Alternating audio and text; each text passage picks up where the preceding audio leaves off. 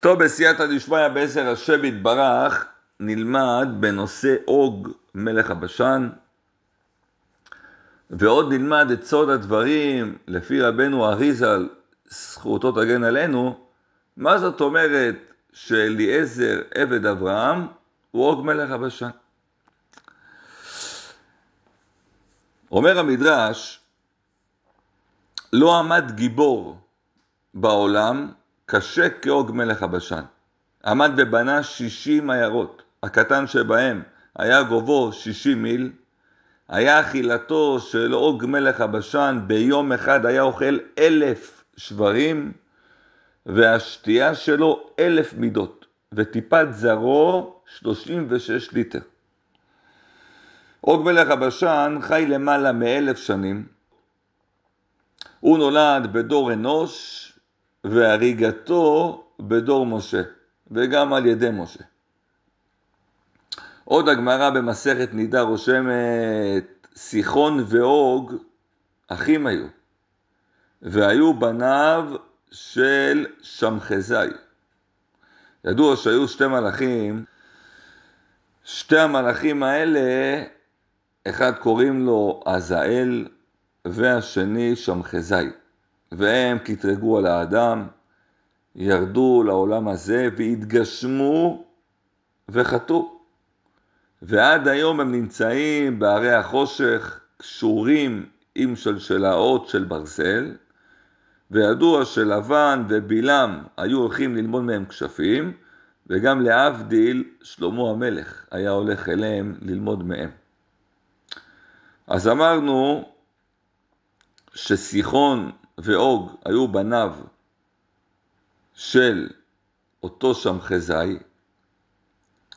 ידוע שאוג שרד בדור המבול, כמו שלמדנו, שהצטנן לו המים והוא נתפס בתיבה. אבל נשאלת השאלה איך בדיוק סיחון גם שרד במבול.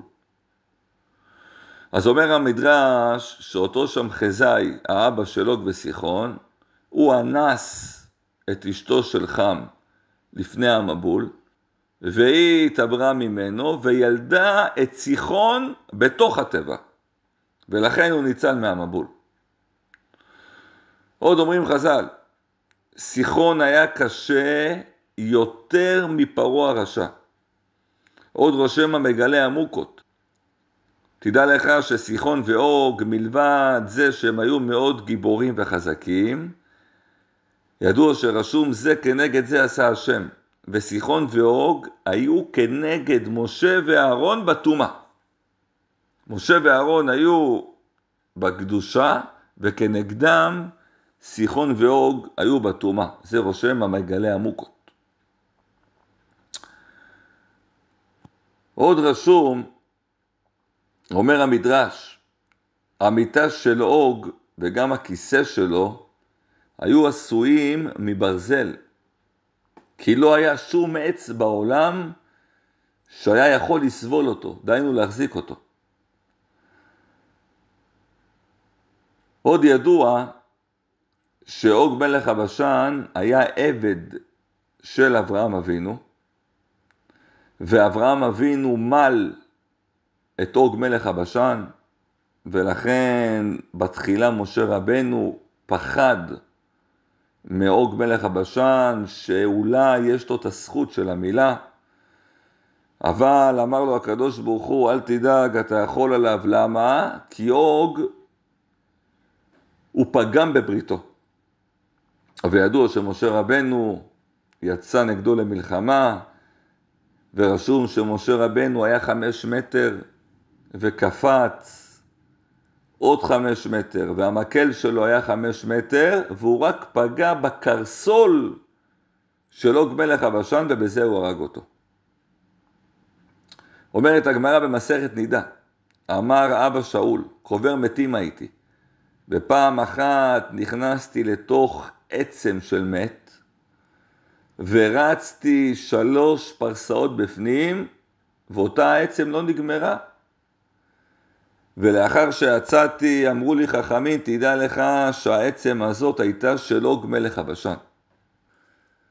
ידוע מכתבי האריז"ל שפעמים אפילו נשמה אחת יכולה להתחלק ב1,000 גופים. וזה גם מזרז את התהליך של הגאולה וכו'. לכן יוצא מפה שמה שרשום שאוג הוא אליעזר עבד אברהם, בעצם זו הייתה אותה הנשמה שהתחלקה בשתיהם. עוד רושם רבנו אריזל, ידוע שמשה רבנו בתחילה פחד לצאת למלחמה נגד אוג מלך הבשן. ולמה? ראה משה רבנו ברוח הקודש שמאותו אוג מלך הבשן עתיד לצאת לעתיד לבוא תנא, ושמו רבי שמעון בן נתנאל. שמעון בן נתנאל ראשי תיבות בשן. רושם רבנו האריזל בשער הגלגולים שבקליפה של אוג היה ניצוץ של רבי שמעון בן נתנאל, ומזה משה רבנו פחד לצאת לקרב איתו ולהרוג אותו, ולכן אומר לו השם יתברך למשה, אל תירא אותו, דהיינו אל תדאג, שהניצוץ הזה נחתך מאוג ועובר אליך, למשה רבנו.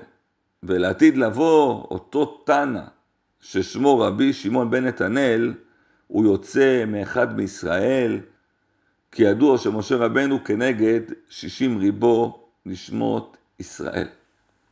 זה ככה במעט של המעט בכל הנושא הזה.